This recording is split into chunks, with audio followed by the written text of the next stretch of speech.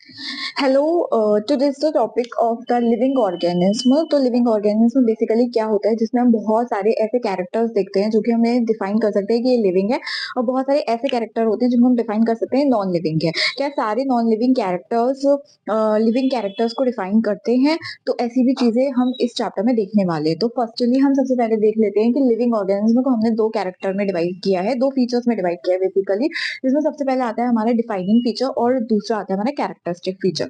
Defining feature का मतलब होता है जिसमें ना कोई डाउट हो, ना कोई एक्सेप्शन हो, without any exception, without any doubt, जिसमें सारे ही कैरेक्टर, डिफाइनिंग फीचर के सारे ऐसे कैरेक्टर्स जो कि लिविंग को शो करेंगे, वो एक डिफाइनिंग फीचर होता है। लेकिन कुछ ऐसे कैरेक्टर्स होते हैं जो कि नॉन लिविंग और लिविंग दोनों को शो करते हैं, जैसे कि ग्रोथ, जैसे कि बहुत सारे एग्जांपल्स अभी हम आगे पढ़ेंगे, तो उन्हें हम कहते हैं कैरेक्टरिस्टिक फीचर, जिसमें डाउट है, जहाँ पे आपको लगता है कि जैसे रिप्रोडक्शन, यहाँ पे हमें लगता है कि कुछ ऐसे ऑर्गेनिज्म होते हैं जो कि रिप्रोडक्शन करते हैं, कुछ ऐसे ऑर्गेनिज्म होते हैं जो कि रिप्रोडक्शन नहीं कर पाते हैं, जैसे कि म्यूल, अनफर्टाइल कपल्स, तो उनको हम बोलते हैं कैरेक्टरिस्टिक फीचर। तो अब इन्हें हम चार पार्ट्स में डिवाइड करे हैं। तो सबसे पहले आता है ग्रोथ, दूसरा आता है रिप्रोडक्शन, तीसरा आता है मेटाबॉलिज्म और रिस्पॉन्स।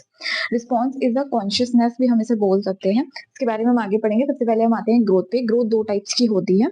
सबसे पहला ग्रोथ का डिफाइनिंग फीचर हमारा सेल नंबर होता है और सेल साइज होता है। अगर कोई भी living organism, non living organism, दोनों ही चीजों की बात हो रही है, अगर वो ग्रोथ शो करता है, उसका जो सेल साइज है वो बढ़ जाता है, घट जाता है, due to changing of weather, due to changing of external factors, तो उसे हम बोलते हैं ग्रोथ। जैसे कि वाटरमेलन है, अमीबा है, वो और माउंटेन्स है, जो माउंटेन्स पे स्नो पड़ती है तो उनका साइज जो होता है वो बढ़ जाता है। तो यहाँ पे सेल साइज जो है वो सेल तो एक ही रहा, बट सेल का साइज जो है वो बढ़ गया। इस तरीके से हम इसको बोलते हैं ग्रोथ। ऐसी वाटरमेलन्स में जब वाटरमेलन जब बड़ा होता है, उसके अंदर पानी जो मास होता है वो उसका सेल तो एक ही रहता है वो, बट उसके अंदर जो वाटर का कंटेंट है वो बढ़ता जाता है, जिसे हम बोलते हैं सेल मास। जहाँ सेल का साइज जो है वो इंक्रीज कर गया है। जैसे अमीबा अनफेवर कंडीशंस में अलग तरीके से डिवाइड करता है और फेवर कंडीशंस में अलग तरीके से डिवाइड करता है। ये सारे ग्रोथ के कैरेक्टरिस्टिक फीचर्स होते हैं जो कि लिविंग को रिप्रोड्यूस करते हैं, कैरेक्टरिस्टिक फीचर है। तो इस तरीके से हम बात करेंगे ग्रोथ के बारे में, जो कि दो तरीके से होगी, जिसको मूविंग टू द नेक्स्ट। तो अगर ग्रोथ की बात करें तो दो टाइप्स की ग्रोथ है, एक होती है इंट्रिंसिक ग्रोथ, एक होती है एक्सट्रिंसिक ग्रोथ। इंट्रिंसिक ग्रोथ जो कि अंदर से होती है, और एक्सट्रिंसिक ग्रोथ जो कि आपको बाहरी तौर पे नजर आती है कि ग्रोथ हुई है। तो growth shows only non living object.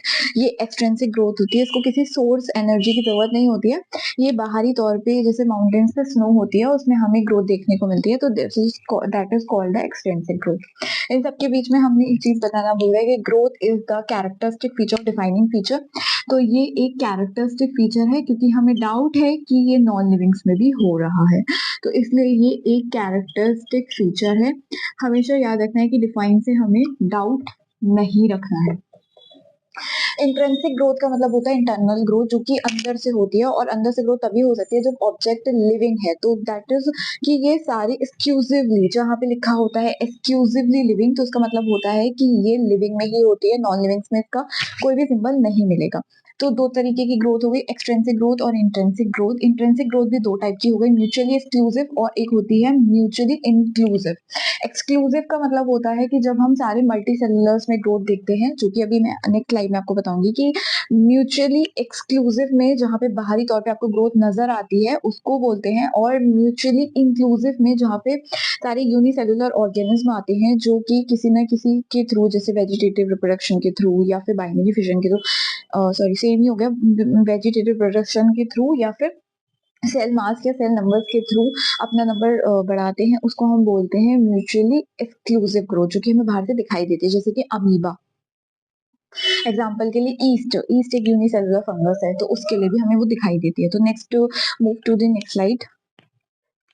तो दो कैरेक्टर्स ऐसे हैं जो कि डिफाइनिंग फीचर को एक्सप्रेस करते हैं। फर्स्टली हमारा मेटाबॉलिज्म और दूसरा है हमारा रिस्पॉन्स। तो मेटाबॉलिज्म के बारे में लिखा है कि जब मेटाबॉलिज्म हम कैसे डिफाइन करें कि एक लिविंग कैरेक्टर है, क्योंकि ये सिर्फ लिविंग में होता है। मेटाबॉलिज्म का मतलब होता है ओनली ऐसी केमिकल रिएक्शंस जो कि ग्रोथ को प्रमोट करेंगी या फिर ग्रोथ को रिड्यूस करेंगी। तो इसी तरीके से जो कि मेटाबॉलिज्म है वो डिफाइनिंग फीचर है, क्योंकि वो सिर्फ लिविंग्स में आपको देखने को मिलता है। जो भी चीज लिविंग है उसके अंदर चीजें अंदर टूटेंगी और फिर जुड़ेंगे। जैसे हमने 2 टाइप्स में से बाँटा गया है, एनाबॉलिज्म और कैटाबॉलिज्म। एनाबॉलिज्म का मतलब होता है चीज़ों का जुड़ना, कैटाबॉलिज्म का मतलब होता है चीज़ों का टूटना। केमिकल रिएक्शंस होंगे, ये हमारे प्लांट्स में भी देखने को मिलते हैं, हमें एनिमल्स में भी देखने को मिलते हैं। ऐसी बहुत सारी रिएक्शंस है जो हमें प्लांट्स में देखने को मिलती हैं। जैसे एनाबॉलिज्म में हमारा सबसे पहले आता है फोटोसिंथेसिस, जिसमें सनलाइट आती है और उससे हमें कार्बन डाइऑक्साइड को छोड़ता है, ऑक्सीजन बनाता है, स्प्लिटिंग ऑफ वाटर, ये सारी रिएक्शंस तो ये हमारी एनाबॉलिज्म में आती हैं। कैटाबॉलिज्म में हमारा रेस्पिरेशन आता है, जैसे कि ग्लाइकोलिसिस, प्लांट में कैसे फूड बनता है, ग्लूकोज को तोड़ के पायरुविक एसिड बनाना चाहिए, ये सारा ब्रेकडाउन जो होता है वो हमारा कैटाबॉलिज्म में आता है। इसके अलावा हमारा रिस्पॉन्स एक ऐसा फीचर है जो कि डिफाइनिंग फीचर है, जो जितने भी लिविंग फीचर्स हैं वो जितने भी लिविंग हैं, ऑब्जेक्ट हैं, वो सारे रिस्पॉन्स शो करते हैं, स्ट्रेस शो करते हैं, इमोशन शो करते हैं। ये सारा हमारा लिविंग फीचर होता है, डिफाइनिंग फीचर होता है लिविंग का। जैसे कि यूनिसेलुलर भी ये चीज़ शो करते हैं, जैसे अमीबा। अमीबा एग्ज़ाम्पल मैंने लिखा नहीं है, आप लोग लिख लीजिएगा। एग्ज़ाम्पल में अमीबा लिख सकते हैं।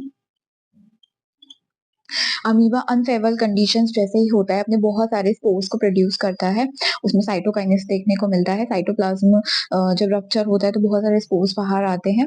इस तरीके से एक प्रोसेस होता है जो कि यूनिसेलुलर में देखने को मिलता है, जब भी रिस्पॉन्स उन्हें शो करना होता है अनफेवर कंडीशन में। फेवर कंडीशंस में क्या होता है, बाइनरी फिशन होता है, ओनली रिप्रोडक्शन देखने को मिलता है। प्लांट भी कॉन्शियसनेस शो करते हैं। सबसे पहला एग्जाम्पल है प्रियोडिस में, जब भी डे लाइट में लाइट सबसे ज़्यादा होती है, कम होती है, इस तरीके से प्लांट अपने आप की अपनी ग्रोथ जो होती है उसके अकॉर्डिंग ही ग्रोथ शो करते हैं, लाइट के अकॉर्डिंग। और प्लस फोटोसिंथेसिस, उसी के अकॉर्डिंग फोटोसिंथेसिस करते हैं। वेदर फैक्टर्स चेंज होते हैं, वो उसी तरीके से सिग्नल रिस्पॉन्स शो करते हैं। कुछ प्लांट्स ऐसे होते हैं जब उन्हें प्रोटेक्शन चाहिए होता है तो वो अपने ऊपर स्टेम को स्पाइन में कन्वर्ट करने का भी रखते हैं, जिससे कि क्या होता है, वो एक सिग्नल शो करते हैं कि अभी ये जो अपने आप को प्रोटेक्ट करने के लिए बेसिकली प्लांट्स ऐसा कॉन्शियसनेस रिस्पॉन्स सिग्नल शो करते हैं।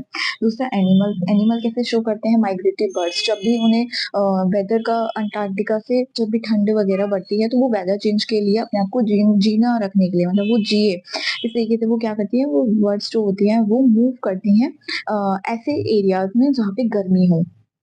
इसी तरीके से लिज़र्ड्स, जो कि डेज़र्ट लिज़र्ड्स होती हैं, वो जब धूप बहुत तेज़ होती है दिन की रोशनी में अंदर जो स्टोन्स वगैरह होते हैं उनके अंदर छुप जाती हैं ताकि उन्हें ठंडक मिले। लेकिन जैसे ही मौसम परिवर्तित होता है, रात को जब बहुत ज़्यादा ठंडी होती है तो वो निकल के बाहर आ जाती है अकॉर्डिंग टू वेदर। इसी तरीके से पोलर बियर्स का भी होता है, जब बहुत ज़्यादा स्नोफॉल्स होती है, उनके जो फर होते हैं, जो सरफेस एरिया होता है कान का, उस तरीके से रिएक्ट करता है जिससे उन्हें ठंड कम लगे। इसी तरीके से सब सिग्नल्स और रिस्पॉन्स हमारे लिविंग में आपको शो करने को मिलते हैं। अब नेक्स्ट टॉपिक पे आते हैं हम, रिप्रोडक्शन, जो कि हमारा लास्ट टॉपिक है, जो कि एक कैरेक्टरिस्टिक फीचर है, डिफाइनिंग फीचर है, कि आप मुझे कमेंट बॉक्स में बता के जाएंगे। ऑनर करें। तो अभी हम बात करने वाले हैं रिप्रोडक्शन के बारे में। रिप्रोडक्शन एक कैरेक्टरिस्टिक फीचर है, क्योंकि यहाँ पे एक्सेप्शन आता है कि हर लिविंग ऑर्गेनिज्म रिप्रोडक्शन नहीं कर सकता है। जैसे एग्जांपल के लिए हमारे इनफर्टाइल कपल्स, म्यूल्स, इन सब के बारे में हमने आगे पढ़ा होगा। उसके बाद similar looking offspring produce characteristic features, जैसे कि अगर रिप्रोडक्शन की बात करें तो 2 टाइप का रिप्रोडक्शन हम बेसिकली पढ़ते हैं। एक होता है हमारा एसेक्सुअल और दूसरा होता है सेक्सुअल। एसेक्सुअल्स में हमारे रिकॉम्बिनेशंस होते हैं नहीं, वेरिएशंस होते हैं नहीं, फ्यूजन होता है नहीं, फिजन होता है यस, फिजन होता है, टूटती है एक चीज 2 भागों में टूटती है, कभी भी जुड़ते नहीं है, मतलब फिजन फ्यूजन नहीं होता है बेसिकली। मियोसिस नहीं, फर्टिलाइजेशन नहीं, वेरिएशंस नहीं, कुछ नहीं, कुछ नहीं। तो होता क्या है, बडिंग होती है, रीजनरेशन होता है, फ्रेगमेंटेशंस होते हैं, एक पार्ट से दूसरे पार्ट का टूटना, which is called the fragments बनना। और दूसरा आता है हमारा सेक्सुअल प्रोडक्शन, जिसमें हमारे गैमीट्स हो बनते हैं, वेरिएशंस आते हैं, daughter cells not identical to mother cells, इसी को हम वेरिएशंस बोलते हैं। मियोसिस भी होती है, इसी को हम बोलते हैं सेक्सुअल रिप्रोडक्शन। तो इसी तरीके से हमारा ये चैप्टर जो है एक living organism in 4 characteristic features को दर्शाता है, ग्रोथ, मेटाबॉलिज्म, रिस्पॉन्स, और तीसरा था, सॉरी चौथा था हमारा रिप्रोडक्शन, ग्रोथ, मेटाबॉलिज्म और रिस्पॉन्स। 4 हो गए, रिप्रोडक्शन, ग्रोथ, मेटाबॉलिज्म और ग्रोथ, सॉरी रिस्पॉन्स, कॉन्शियसनेस जिसे हम कहते हैं। तो ये चारों फीचर्स जो हैं वो लिविंग और नॉन लिविंग के बीच के अंतर को हमें बेसिकली बेसिस में समझाते हैं कि क्या चीज हमारी लिविंग क्या शो कर सकता है, नॉन लिविंग क्या शो कर सकता है, यूनिसेलुलर क्या शो कर सकते हैं, मल्टी सेलुलर क्या शो कर सकते हैं। तो मिलते हैं नेक्स्ट वीडियो में।